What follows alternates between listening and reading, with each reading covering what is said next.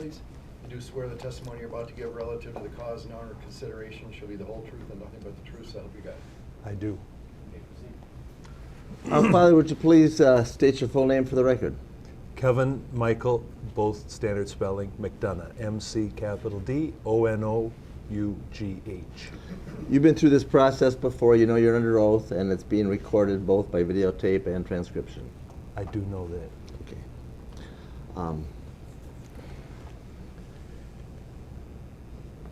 Father, has any law enforcement agency, police agency, interviewed you or attempted to interview concerning your role in the handling of priests in the Archdiocese at any time to this day? Now, you're not required to reveal any information you learned from your lawyers when you answer his question. I have over a number of the last 20 or more years spoken with law enforcement officials regularly. So yes, in various occasions I've spoken with law enforcement about one or another clergy-related matter. My question to you is, has any law enforcement agency recently contacted you and attempted to interview concerning their investigation of you and other archdiocesan officials in your and their role in the handling of clergy sex abuse? I don't know the nature of their inquiry, but not long ago, perhaps before Christmas, I don't recall exactly, 2 St. Paul police officers reached out, left a letter for me because I wasn't absent. I wasn't present. I was saying Mass at the time. I turned the letter over to my attorney and asked my attorney to... Don't tell them what you told me. Did you talk to the law enforcement officers that sought to speak to you? I did not. Did you refuse? I did not. Was that Sergeants Urbanski and Skoog I don't remember their names. from St. Paul Police Department? There were people from St. Paul Police, that's right. I was not there when they came, so don't know who they were. What reason was given to law enforcement as to why you chose not to speak to them? Don't tell anything that you and I talked about. No. But what reason was given to them? I don't know. Why didn't you speak to them? Don't answer that. Yeah. I asked... Don't answer the question. It calls for privilege.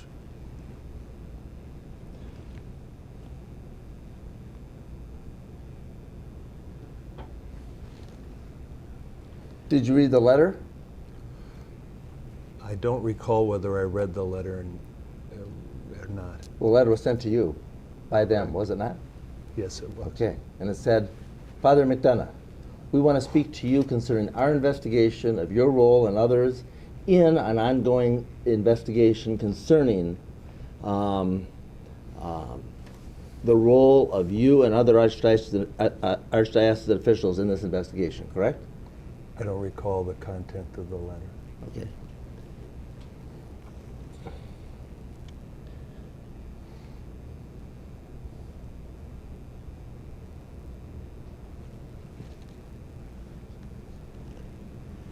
Did you give that letter to anybody else besides your lawyer, Mr. Burrell? Don't answer the question because it assumes there was a communication between you and me.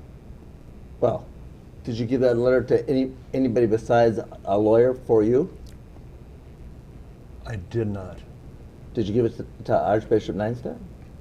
Believe I did not. Did you tell him the police were attempting to contact you and interview you? Almost certain I did not. Did you ever discuss with Archbishop Neinstadt the fact that the police were trying to interview you? I believe I did not. Never discussed that with him at any time? I believe I did not. Did you ever discuss that with the chancellor?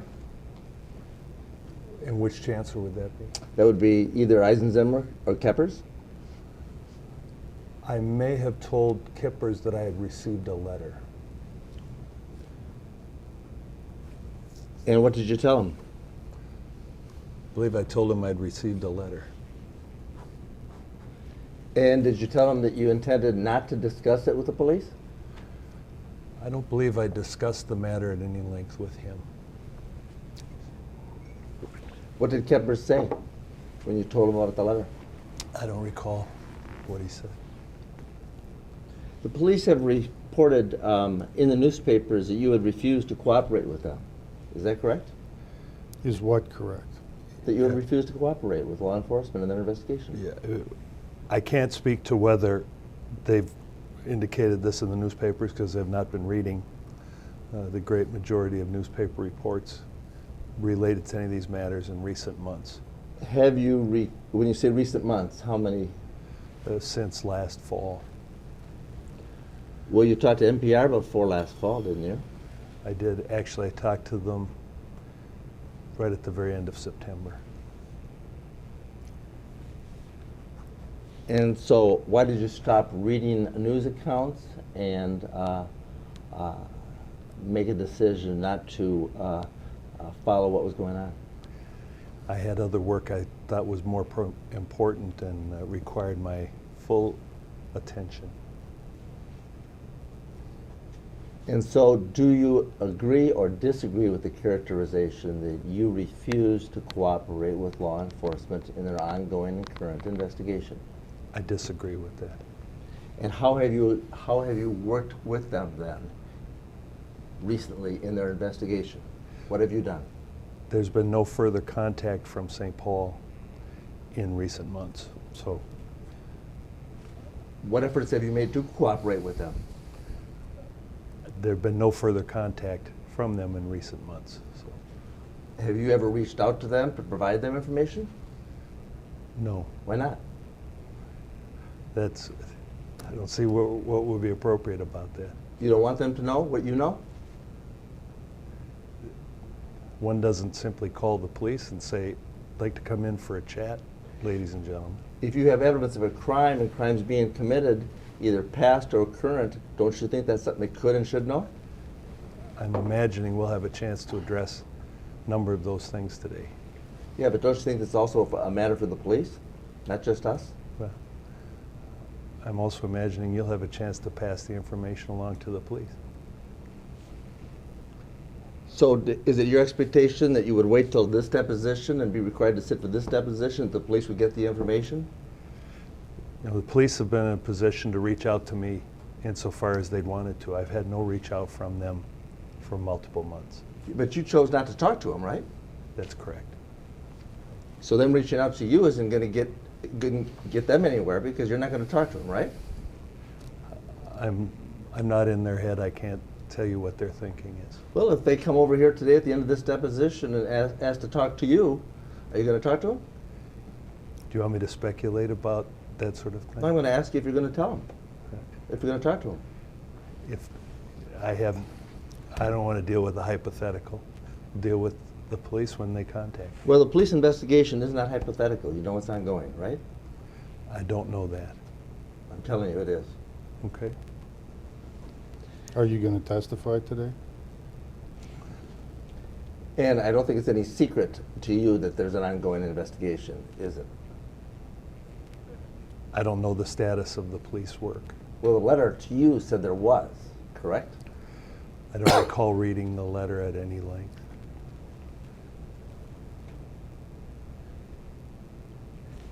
Is that the first time you ever have received a letter or a request from the police to interview you concerning your role in an ongoing investigation?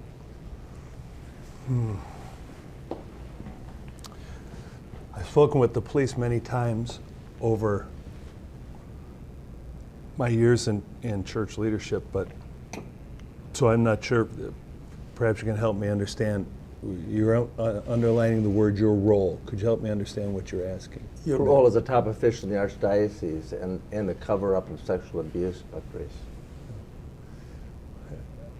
I don't believe there's ever been a cover-up. So I don't recall ever being approached by the police with any allegation from them about a cover-up. Well, then why do you think the police are investigating or chose to send you a letter to interview you concerning an investigation? Why do you think that is? Sorry, I'm not their counselor, and nor am I in their mind. Okay, Father, you've been a priest of the Archdiocese of St. Paul, Minneapolis since your ordination in 1980, correct? That's correct. And served in many official capacities. And when I look at your history, it looks like there's about 4 years approximately where you weren't in some position appointed by the Archbishop in the Chancery. Is that about right? Yeah, so if I could just clarify, any position I was in, I was appointed by the Archbishop. So Yeah. that's the first part of your question. But yes, since 1984, Yeah. when I first was appointed, I've had various appointments through the Archdiocese. Beginning as Vice Chancellor, then Chancellor, correct? That's correct. And then Vicar General, and you also referred to the position of Vicar General as kind of like a chief of staff. That's correct. I think when I asked you about that position earlier, I think you described that as kind of the implementer of the Archbishop's practices, and the Archbishop would be described as the legislator. Do you recall that descriptor? I don't recall saying it to you, but the Archbishop is both the chief legislator and the chief implementer, the chief executive. But I was his chief executive officer, one might say. And as Vicar General, you would be his delegate. You would be delegated to be his implementer. That's a fair characterization. Trying to The use a term- neutral term. Yes, the term delegation has a technical meaning in church law, but for today's conversation, let's proceed with it. You're also a canonist, trained in canon law. That's correct. Worked as the archivist for a period of time as well. I was chancellor, and one of the roles of the chancellor is to supervise the archives. I would not consider myself, however, an archivist, which is a technical skill which I'm not trained. Basically, the role of chancellor gives you access to the archives, is really what it means, correct? That's correct. And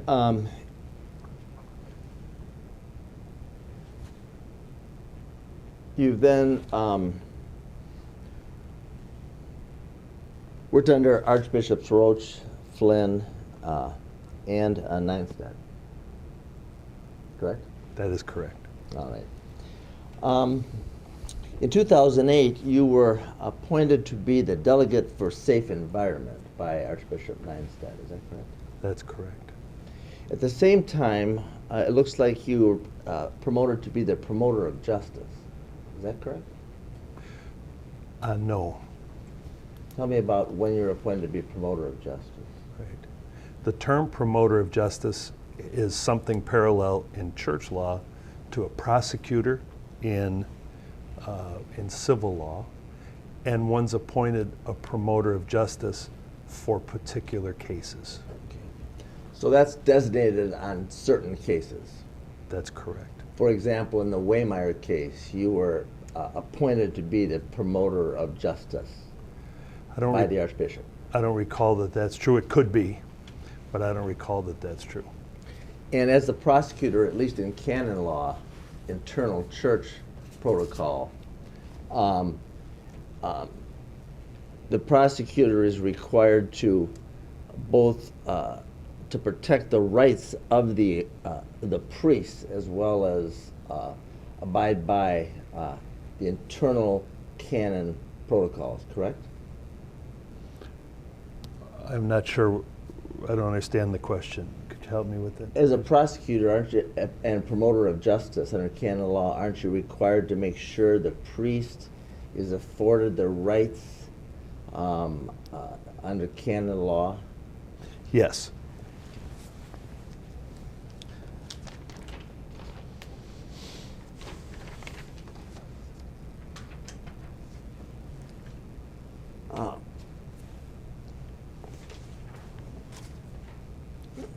Father McDonough,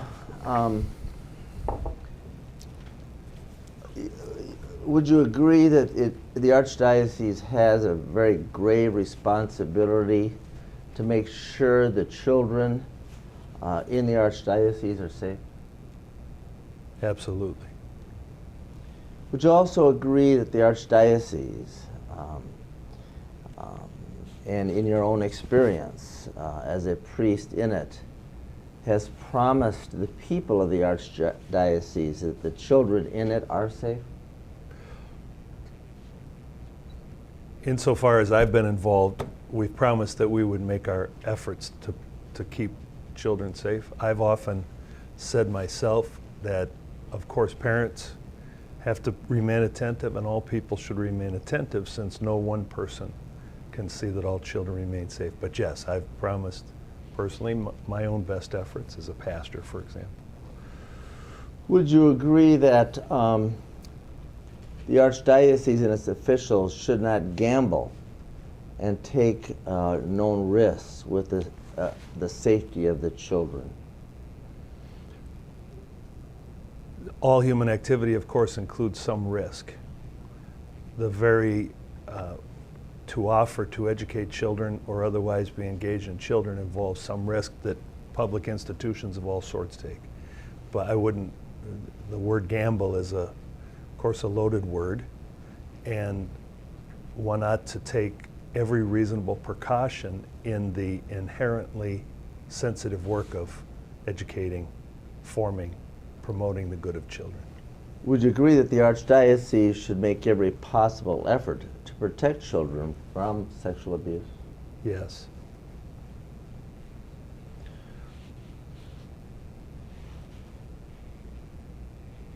Is it correct to say that the Archdiocese of St. Paul, Minneapolis has promised repeatedly that there are no offenders in ministry in the Archdiocese of St. Paul, Minneapolis?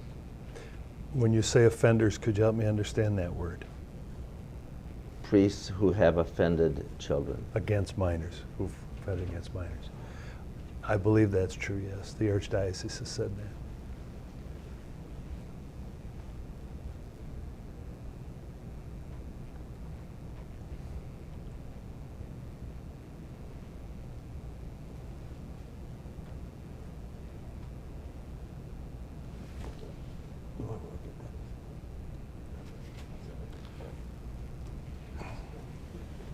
Yeah, let's do that.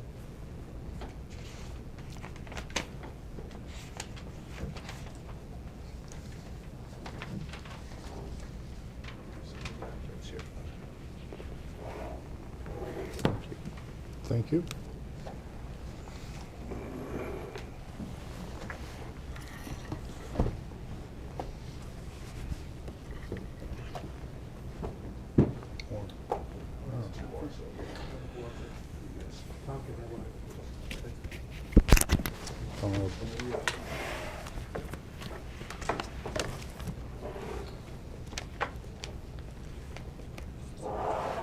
Father McDonough, would you agree that it is and always has been the stated policy of the Archdiocese to not allow offenders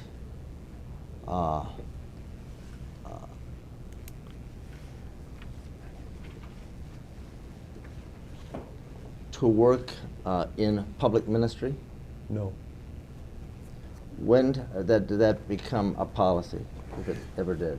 It did become a policy as part of the Archdiocese's response to the Charter for the Protection of Children and Young People, so sometime in 2002.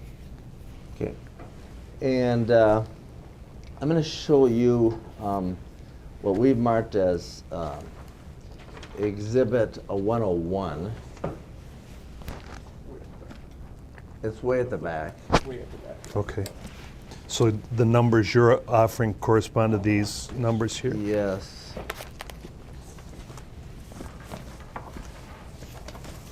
And while you're retrieving that, just to contextualize it for you, I'm referring to a St. Paul Pioneer Press and Dispatch article of February 16th, 1987.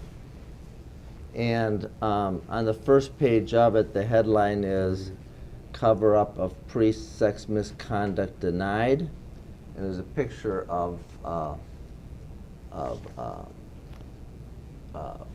Robert Carlson, Father Robert Carlson. On the second page, I'll direct your attention to the second column in the top of it. And the second sentence, and I'll read it and ask you if you understood this to be correct.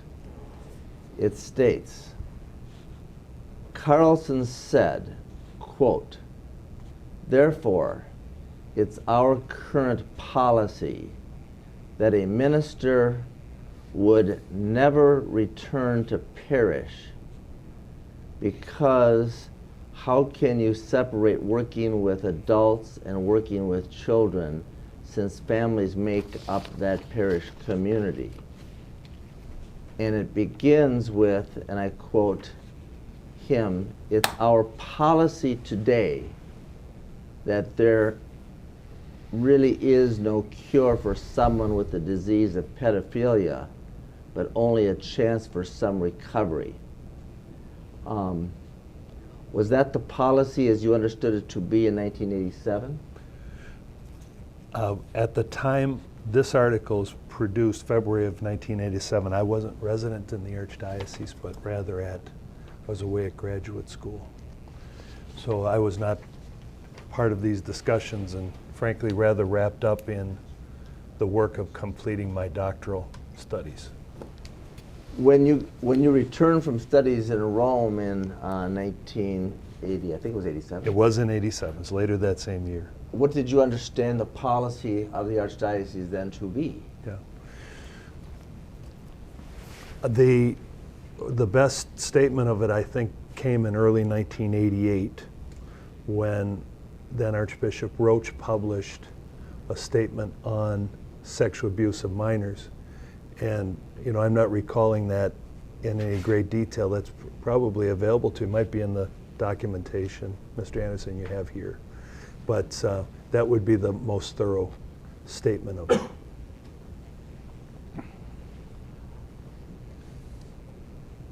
We have that somewhere, and I think, to paraphrase it, it in effect says that priests who have offended will not be returned to ministry. Does that sound? Do you know, I don't think so. We might as well engage this. Okay, well, we'll directly. look at the policy together Right. then, Good. when we have it. Let's look at Exhibit 102.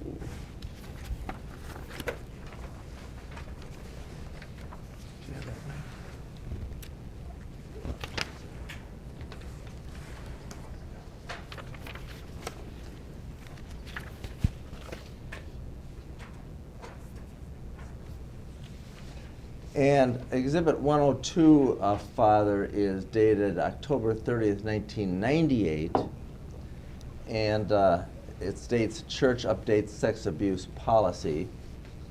And at the second page, you were quoted in caps, and I'll read it and then ask you if this is what you said.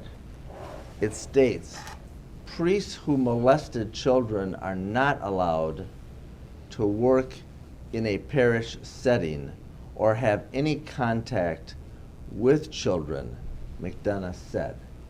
First, did you say that? Of course, I don't recall specifically. It was a long time ago, but I had no reason to think that they misquoted me in that regard. And when you said that, did you believe that to be, in fact, the stated policy of the Archdiocese? Again, not recalling specifically what I said, that would have been my understanding then. Yes.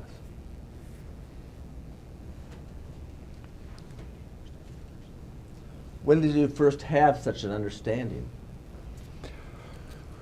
I think it was clarified after the 1988 publication of the policy by Archbishop Roach. So this fundamentally could have been a restatement of what you believe the policy to have been for many years, as written in '88. Yes. You did mention a policy change that came about in 2002 as a result of the Charter for Protection of Children. And how was the policy then changed in 2002 as a result of the charter? And may I ask you, because the charter, as I presume you know, is quite extensive, is there a specific part of it you'd like me to address? Well, you said there was a change in policy in Okay. 2002, and I was referring to what you were referring to. All right, thank you. As in the period from 1988 until 2002, men who had committed crimes against young people were still retained in what we understood to be administrative capacities in the Archdiocese. And after 2002, that permitting, and were still allowed to practice as priests, for example, saying Mass to convents of sisters. And after 2002 and the change, that was no longer permitted. And those were priests who had committed crimes against children, weren't they? Right, committed crimes, or at least because there wasn't always a complete determination of the criminal status of their activity, given how old some of the complaints were, committed actions that reasonable people would think were crimes. I don't want to convict someone who didn't have a judge or jury to do so, but So do you I believe thought that a it was- judge or jury has to convict a priest before you can deem him to be a danger to the public? no.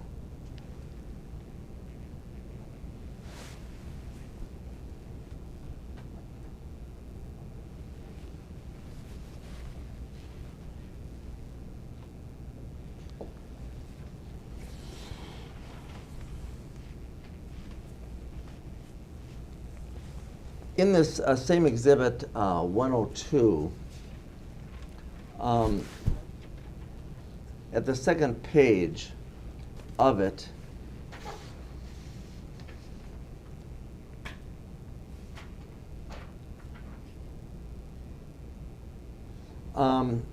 in the second to the last column in the bottom paragraph, there's a quote from you, and I'll read it, then ask you a question, Father. It states, in quotes, in a case when an individual appears to have faced the underlying casualties, is generally sorry. Where the victims are comfortable with this, and where there is disclosure, then we will put a person with specific skills back to work, unquote, said McDonough. That is a lot of hoops to go through. You're talking here to the public about disclosure. What was and is, at that time, the policy of the Archdiocese pertaining to disclosure of clerics who have been accused of sexual abuse of minors, who are still in ministry? You know, I'm going to object to your question or ask you to clarify, because you said was and is, and I'm not sure that he understands what your time frame is. Well, did you understand the question? Well, actually, I do want to point out a couple of things in your question. One is the word, I think, is causalities rather than casualties. Okay. But the other is, as you notice from the preceding paragraph, that all of this material refers to priests who exploited adults. Okay. So that's that portion of the, so I'm not sure that the last sentence you asked me about connects to the material here. Okay, well, let's do this. Let's talk about disclosure, and let's talk about minor, and let's talk about priests accused of abusing minors. And the policy as it existed in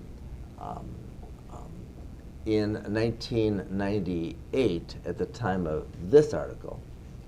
What was the policy of disclosure concerning what the Archdiocese knew about priests who had been accused of abuse of minors concerning priests who were in ministry at that time? Good. Throughout the 1990s, the practice, or at least after 1992 for certain, perhaps even before that, may I mention 1992, is when the 1988 specific policy on sexual abuse of minors was then further embedded in a broader set of policies we refer to commonly as sexual issues in ministry policies. Throughout the 1990s, the practice was if a priest were working in a ministry setting of any sort, and as I say in the 90s, that would have been, if we knew he was such a man, he were working in an administrative capacity, or even providing pastoral care on some stable basis, for example, saying masses for sisters, that we would tell for certain the leadership involved in the local setting, and often others, not always, but often others, that this man had this history. You said that was the practice that was begun to be employed in 1992. Is that the word you used, practice? Yes. Was that a policy? The sexual issues in ministry document that we published in 1992, which we can spend time on it if you'd like to do that, is largely a listing, a public listing to the whole world of what our expected practices would be. I've never particularly liked the word policy because it's a confusing word somewhere between law, which bishops can give. We talked earlier already today about the bishop as a legislator and administrative practice. So policy is difficult to say sometimes what the intention is between law and practice. So this set of statements is about practice. Well, Archbishop Neinstadt commissioned some new folks, another commission headed by Reverend Witt, to develop some new policies. As you know, were announced, I think, yesterday, right? Once again, I have not looked carefully. I believe, however, my friends have said there was some sort of announcement on Monday, so it's probably 2 days ago. All right, 2 days ago. Did you decline or refuse to speak to Father Witt and those doing the investigation, the internal investigation of the Archdiocese? Yes or no? Yes, I did say that I was not interested in that time being interviewed. I don't believe it was an internal investigation, but rather an inventory of the practices. Well, it was an investigation being done by the Archbishop, reported publicly to be headed by Father Witt. You're aware of that? Well, actually, I don't know what the term investigation means here, so I'm not going to agree with you, Mr. Anderson. Okay. Yeah. Well, you knew that the Archbishop had impaneled some folks to look at the policies and practices in the Archdiocese, correct? Yes. And when they contacted you, who contacted you? Well, be sure that you don't answer the question by talking about anything you and I discussed. These are archdiocesan officials. Who contacted you from the Archdiocese? I don't believe any archdiocesan official contacted me. Well, who contacted you that conducted this? I believe one or another of the volunteers on the committee Who was it? contacted me. I don't recall. When was it? Sometime last fall. What month? I don't recall. You indicated that you basically stopped reading about this in September sometime. I believe in October. Okay, so when the contact then was in October? Or, But I don't know when the contact was. and you don't know who it was that contacted you? That's correct. to get the information that you had or didn't have concerning what they wanted to know about? That's correct. Well, I don't know. They said, will you come and talk with us? And I said, not now.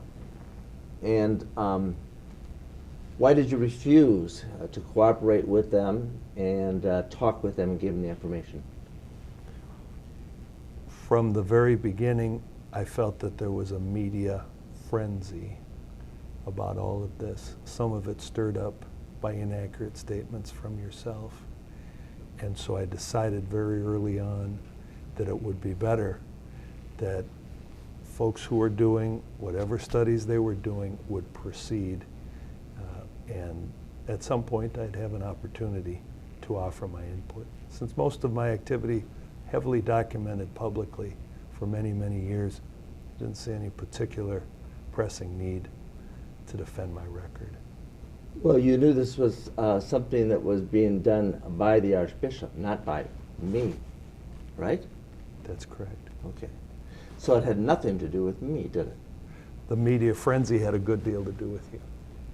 Well, that may be, but the investigation that the Archbishop was doing was one you knew to have been empowered by him, correct? Yes. And you also knew that you were under an obligation of obedience to him at that time and all times, correct? That's correct. And you also knew that the person that contacted you in the fall to get information from you was his delegated representative to conduct this investigation, correct? No. What did So you let's back up. understand it? What did you understand it to be then? I've already disputed the characterization of this as an investigation. Well, let's call it an audit then. Yes. All right. All right. You want to call it an audit? I call it a study. Okay. All Let's right. call it a Call study. it a study. Okay. Yes. They were studying the problem, right? Right. And they wanted to know what you knew about the problem. And they contacted you to find out your role in it, correct? They contacted me for purposes left unspecified initially. Would you come and speak with us? And you knew that the material, and are you telling us you don't know who it was that contacted you? I don't remember who it was. That's what I told you. Was it a cleric or non-cleric? Sorry, I don't remember. And what was the reason you gave that person for refusing to cooperate with the Archbishop's study? Right. So let's roll back a little bit of your question there. The Archbishop did not order me to participate. At no time has anyone indicated to me that the Archbishop was placing me under obedience to do so. So I had no such summons or legitimate exercise of obedience in my regard. I don't recall that I gave any particular reason, but I don't recall the conversation in any depth. I'm sorry. So in any case, you do recall refusing to give the information requested, correct? Well, once again, I believed and believe to this day that there's tons and tons and tons of information, and I think I heard the lawyers here talking before we began about the voluminous information. My belief too today is that I was likely to be asked to offer my opinion on a variety of things rather than information, because the information's well documented and filed. But you knew it was the Archbishop's study, so what was the reason then you gave to not cooperate with the Archbishop's study? Well, again, I don't recall giving any reason, because I don't recall the conversation. Well, was it an email or a phone call or a letter requesting the information? I'm almost certain it was, again, wasn't requesting information, but requesting my appearance, and I believe it came in the form of a phone call. And after you refused to give the information requested by whomever it was, delegated by the Archbishop, did the Archbishop ever contact you and say,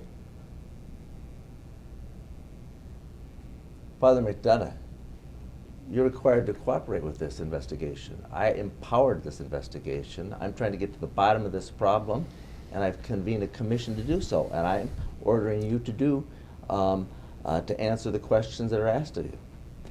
I So will object to the misstatement and characterization of the facts and the Or anything like that. description. If I could just It is address- an independent task force that was retained, but If I could just address the first portion of what you said, and you may choose to continue, you'll do what you want to do. I don't believe I ever refused to give information. So let me start with that. I think that's a mischaracterization, Mr. Anderson. Nonetheless, to the latter part of your question, the latter part which was a question, no, Archbishop never approached me and ordered me to appear before anyone. Well, when you say when you contend you didn't refuse to give information, you did refuse to give an interview, correct? Yes. Okay.